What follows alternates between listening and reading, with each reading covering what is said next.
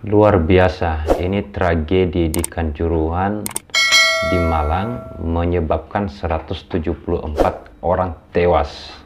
Dan ini merupakan sejarah di stadion atau sejarah terburuk di dunia, di mana kejadian ini sangat menyedihkan. Pertama-tama mengucapkan turut berduka cita kepada keluarga yang korban yang tewas akibat tragedi yang ada di Kanjuruhan di Malang. Dan hal ini adalah merupakan hal yang serius. Hari ini Indonesia kembali berduka, tepat tanggal 1 Oktober 2022. Kemudian ada beberapa tanggapan-tanggapan dari beberapa kalangan. Yang pertama, aku mendapatkan berita banyak memang, tetapi saya mendapatkan berita atau membacakan salah satu berita yang diterbitkan oleh Berita Satu ya. Ini baru saja atau baru tadi sore merilis berita ini, karena dari semalam sampai tadi siang ada perubahan, ada penambahan jumlah korban yang tewas di tragedi Kanjuruhan ini. Mengatakan 174 tewas di tragedi Kanjuruhan, salah satu bencana stadion terburuk di dunia. Ini sungguh luar biasa dan sangat menyedihkan ya. Berikutnya Jakarta Berita1.com, sedikitnya 170 orang tewas terinjak-injak pada pertandingan sepak bola Indonesia yang dikenal dengan tragedi Kanjuruhan dan menjadi salah satu bencana stadion terburuk di dunia. Media Inggris BBC melaporkan sekitar 180 orang juga terluka dalam bentrokan setelah tim tuan rumah Arema FC kalah dari rival bebuyutannya di stadion yang penuh sesak pada Sabtu malam di Stadion Kanjuruhan, Malang, Jawa Timur. Penyerbuan terjadi setelah polisi menembakkan gas air mata kepada supporter yang menyerbu lapangan. Gitu ya. Saat kepanikan menyebar, ribuan orang melonjak menuju pintu keluar Stadion Kanjuruhan, di mana banyak yang mati lemas. Laporan awal menyebutkan jumlah korban tewas, tapi para pejabat kemudian mengumumkan kenaikan signifikan yang menempatkan angka 174 dengan 11 orang lagi terluka parah.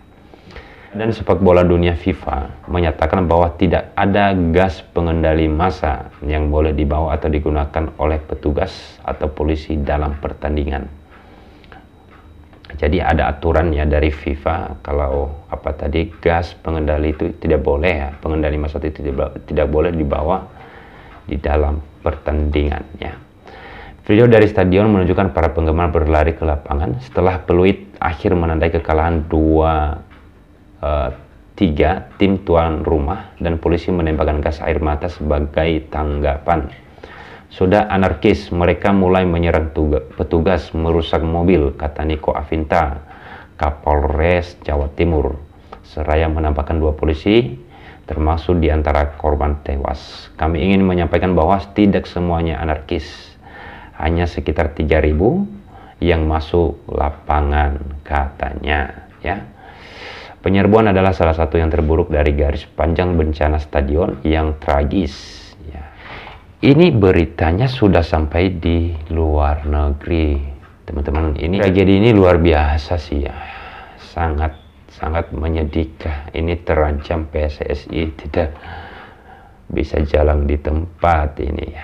Ini kemudian ada tanggapan dari Menpora atau Menteri Pemuda dan Olahraga ya. Yang tadi siang juga ini dirilis oleh salah satu media, itu republika.co.id ya. Tragedi Kanjuruhan, Menpora akan tuntut pertanggungjawaban. Nah, di sini Menpora mengatakan bahwa ada sanksi pidana terhadap penyelenggara. Ya, ini kita coba baca ya. Ini diterbitkan 2 Oktober 2022 ya. Republika.co.id Jakarta. Menteri Pemuda dan Olahraga atau Menpora Jainun Mali berjanji akan menuntut pertanggungjawaban kepada pihak-pihak terkait yang menyebabkan ratusan nyawa melayang dalam tragedi Kanjuruhan dengan segala aturan yang ada di Indonesia. Zainuddin menyampaikan rasa prihatin dan duka mendalam atas peristiwa di Stadion Kanjuruhan Sabtu, tanggal 1 Oktober 2022. Oke. Pemerintah secara umum dan khususnya Bapak Presiden Jokowi Dodo menyampaikan rasa duka yang mendalam atas tragedi kerusuhan di Stadion Kanjuruhan Malang pada 1 Oktober 2022. Kepada keluarga yang ditinggalkan supaya diberi kekuatan dan ketabahan oleh Allah Subhanahu wa Ta'ala, Tuhan yang Maha Esa dalam menerima musibah ini, kata Zainuddin dalam pernyataan resminya Ahad ya 2 Oktober 2022. Ini tadi siang ya, Menpora ini memberikan keterangan kepada media. Menurutnya kejadian ini sangat memprihatinkan dan mengecewakan. Karena di tengah upaya untuk membangun sepak bola nasional justru ternodai dengan peristiwa yang menjadi sejarah kelam di dunia sepak bola. Dia menambahkan Presiden Joko Widodo telah memberikan arahan melalui messenger kepada Menpora dan Kapolri untuk segera menginvestigasi secara serius peristiwa ini dan mengusut tuntas apa yang menjadi penyebab terjadinya kerusuhan ini. Selanjutnya Bapak Presiden memberikan arahan untuk segera ke Malang melihat kondisi korban yang sedang dirawat di rumah sakit serta bertaksiah kepada keluarga korban yang meninggal, katanya begitu ya. Ini kata Menpora ya. Menindaklanjuti arahan tersebut, segera berkoordinasi dengan Kapolri dan Ketum PSSI untuk segera mengambil langkah penanganan secara cepat dan tepat, katanya gitu. Ia berharap bisa segera mengevaluasi secara menyeluruh pelaksanaan pertandingan sepak bola, baik kompetisi maupun turnamen, agar tragedi Kanjuruhan ini tidak terulang lagi di masa mendatang. Tragedi ini, kata dia, harus dijadikan pelajaran. Oke, berikutnya kepada mereka yang harus bertanggung jawab, tentu harus bisa mempertanggungjawabkan sesuai aturan yang berlaku, aturan FIFA, aturan PSSI, dan aturan lainnya yang berlaku di negara ini, ujarnya. Ya, ini ada di bawah sanksi ya bagi penyelenggara ini kalau nggak salah. Oh ya benar, untuk penyelenggara. Dalam Undang-Undang Nomor 11 Tahun 2022 tentang Sistem Keolahragaan Nasional tertuang di dalam pasal 52 ya.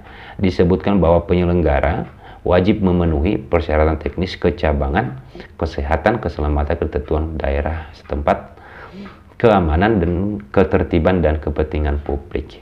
Selanjutnya, pasal 103 Undang-Undang Keolahragaan Nasional yang menyebutkan penyelenggara kegiatan olahraga yang tidak memenuhi persyaratan sebagaimana yang dimaksud dalam pasal 52 dipidana dengan pidana penjara paling lama 2 tahun dan atau denda paling banyak Rp 1 miliar. Jadi untuk sanksi kepada penyelenggara, tetapi masih belum kelihatan atau masih belum jelas sebenarnya yang menyebabkan terjadinya tragedi di Kanjuruhan ini. Beberapa media mengatakan bahwa yang memancing atau yang menyebabkan tewasnya itu beberapa supporter yang ada di Stadion Kanjuruhan itu adalah disebabkan karena adanya tembakan gas air mata ya, tembakan dari pihak keamanan, katanya begitu. Tapi kita tidak tahu apakah ini benar apa enggak. Mudah-mudahan ini segera diinvestigasi, dilakukan evaluasi terkait dengan penyelenggaraan, terkait dengan terpicunya terjadinya suatu tragedi ini ya, karena menyebabkan ratusan korban. Ini anak-anak muda semua, apakah itu supporter, kemudian yang lain juga yang menonton mungkin di sana yang ikut menjadi korban tapi belum teridentifikasi semua. Kita tunggu ya berita berikutnya nanti seberapa banyak, karena sampai saat ini sudah ada 174. Tapi kita lihat nanti penyebabnya, apakah benar efek dari gas air mata yang sempat ditembakin oleh petugas keamanan di sana, atau memang benar adanya provokator dari salah satu supporter tim yang waktu pertandingan itu selesai. Nanti kita tunggu, dan biar gimana pun tentunya kepada pihak yang harus bertanggung jawab dalam kejadian ini benar-benar menanggapi dan melaksanakan apa yang menjadi tanggung jawabnya dan segera direalisasikan, karena ini berhubungan dengan nyawa orang. Terima kasih, kita tunggu, dan semoga bermanfaat informasi ini. Masih kita nantikan kepada seluruh masyarakat Indonesia untuk tenang dan kita ikuti informasi selanjutnya.